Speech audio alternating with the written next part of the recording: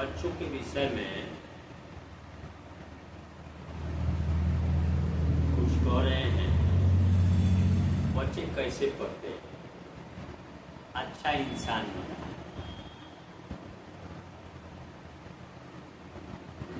कुछ लोग हैं कि बच्चे को खाली पीटते हैं, गाली गलौज करते हैं। उसको पढ़ाने के लिए उसके साथ बैठकर पढ़ाई का चर्चा नहीं करते हैं।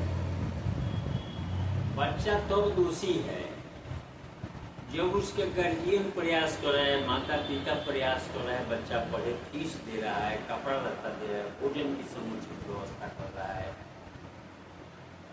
सारा सुविधा दे रहा है। तो अब अगर बच्चा नहीं पढ़ता है तो वो दोषी है।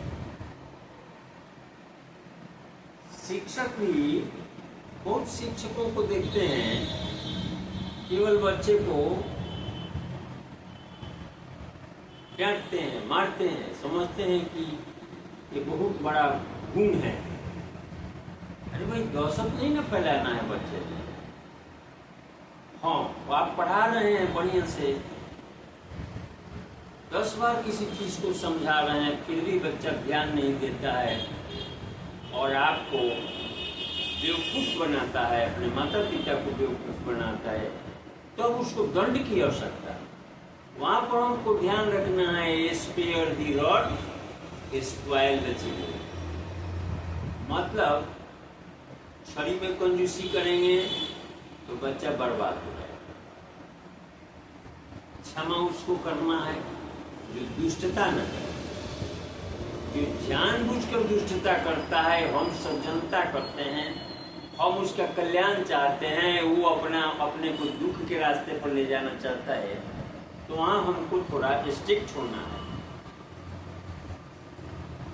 जैसे किसी को मान लीजिए पैर में घाव हो गया है बहुत बड़ा, उसमें पस हो गया है, तो उसको चीरेंगे नहीं, उसका पस निकालेंगे नहीं, बढ़िया से बैंडेज पट्टी नहीं होगा और उसका ट्रीटमेंट दवा दारू से नहीं, तो घाव छूटेगा। उसी प्रकार दुर्गुण जब बच्चा में है, बच्चा जानबूझ के खिलवाड़ करे अपनी जिंदगी के साथ, तो वहाँ माता पिता और शिक्षक को उससे सजग हो जाना है और उस पर कड़ा रुख अख्तियार करना है, जिससे वो सही रास्ता पर जाए। हमारी अपनी जिंदगी की एक घटना है। हम ट्रेनिंग कर रहे थे 89-91 में, एक बच्चा को ट्यूशन पढ़ाते थे। तो 2 भाई थे, दोनों भाई आते थे। छोटा वाला उसको जो पढ़ाते थे कंप्लीट करके लाता था, बड़ा वाला जो भी टास्क देते थे कंप्लीट, और इधर उधर समय काटता था, घर पर भी नहीं पढ़ता था, यहाँ भी नहीं पढ़ता। तो हम उसको देखे कि भैया इसका तो गड़बड़ है मामला। बहुत विनम्रता से उसको कई बार समझाए, देखो पढ़ो। उस समय 300 रुपया उसकी दादी हमको ट्यूशन फीस देती थी। 300 रुपया का वैल्यू था उस समय। 90 के दशक में 300 रुपया बहुत हुआ। तो एक दिन हमको बहुत क्रोध आ गया उस पर। देखिए कि भाई इसका हम पैसा ले रहे हैं 300 रुपया, इसमें प्रोग्रेस कुछ नहीं है, तो गड़बड़ है। तो पैसा भी उसका हम ले रहे हैं तो सार्थक इसका नहीं हो रहा है, पढ़ाई नहीं हो रही है, इसका मतलब कि इसका पैसा हम बेकार ले रहे हैं। तो हम सोचे कि इसका बढ़िया से थोड़ा मरम्मत करते हैं, भले ही आवे चाहे हम नहीं आएगा तो ठीक है होगा भाई, इसका 300 रुपया हम इस तरह तो नहीं ना लेंगे। मरम्मत कर दिए, उसको दिए 2-4 थप्पड़, रोने लगा बड़ी चिल्ला के। चुपे नहीं हो, उसकी दादी आ गई जो टीचर थी, तो उधर खड़ा रही, बाद में फिर चली गई। हमको लगा कि कल से विद्यार्थी हमारे पास अब पढ़ने नहीं आएगा। तो ठीक ही है भाई, नहीं आएगा तो उसका पैसा तो हम अदेव का नहीं ना लेंगे।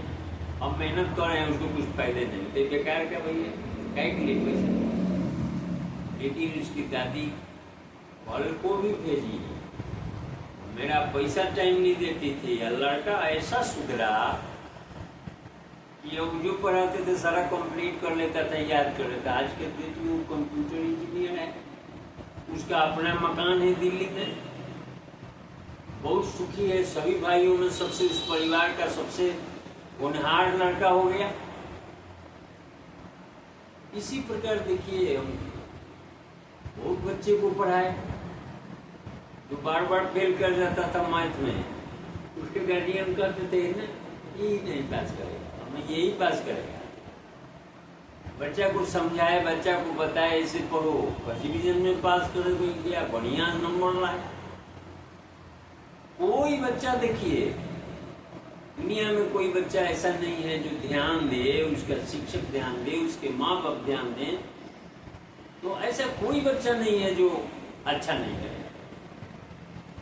बच्चों में जो भी गड़बड़ी है, बच्चे अगर सही रास्ता से भटक के, आज देखिए समाज में जितना क्राइम हो रहा है उसमें बच्चे 17 साल 18 साल माने माइनर बिलो 18 इयर्स बच्चे ज्यादा रहते हैं जो नशा के चपेट में आ गए, कोई क्राइम करते हैं, कहीं छीना झपटी करते हैं। तो इसमें दोषी देखिए उसके माँ बाप, उसके जो गुरु हैं, शिक्षक हैं, और समाज के जो सज्जन हैं, उनके दर्शक होकर देख रहे हैं। उसका बेटा है, इसमें हम कह के लिए बोलेंगे रे भैया, जब आप नहीं बोलिएगा, शिक्षक नहीं बोलेगा, उसके माँ बाप नहीं बोले, कौन उसको संभालेगा? इसलिए हमारा माँ बाप, शिक्षक और सज्जनों से, समाज के जो अच्छे व्यक्ति हैं, जो चरित्रवान व्यक्ति हैं, उनसे आग्रह है कि समय पर सही बात को बच्चों के सामने रखिए कि नहीं बेटा ये चीज गलत है, इस पर मत चलो, आगे जाके तुमको बहुत संकट होगा, और तुम्ही को नहीं, पूरे समाज को, पूरे भारत देश को, सबको संकट में पड़ना पड़ जाएगा। इसलिए भैया सही रास्ता अभी से अपनाओ, सही रास्ता पर चलो, तो बच्चा जरूर सही रास्ता पर चलेगा, और सभी के बच्चे जब अच्छे होंगे तो समाज अच्छा होगा।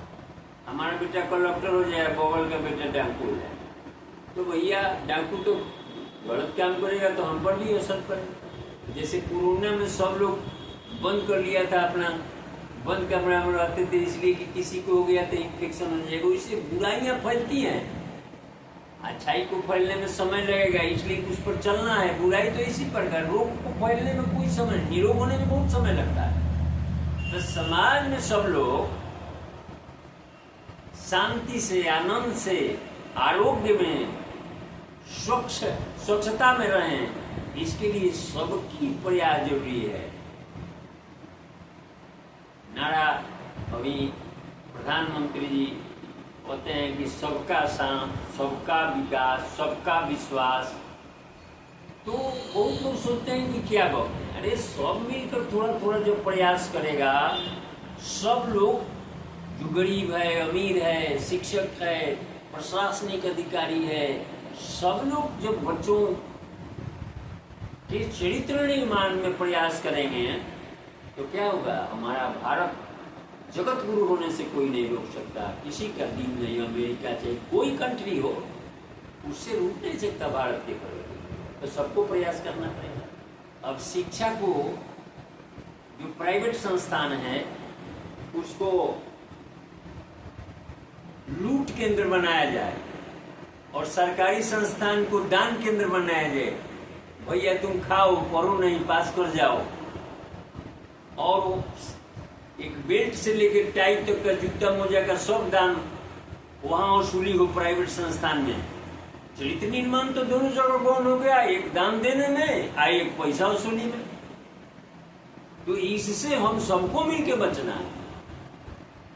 पैसा है से शिक्षा नहीं हो, पैसा देने या लेने का कारोबार शिक्षा में नहीं होना चाहिए।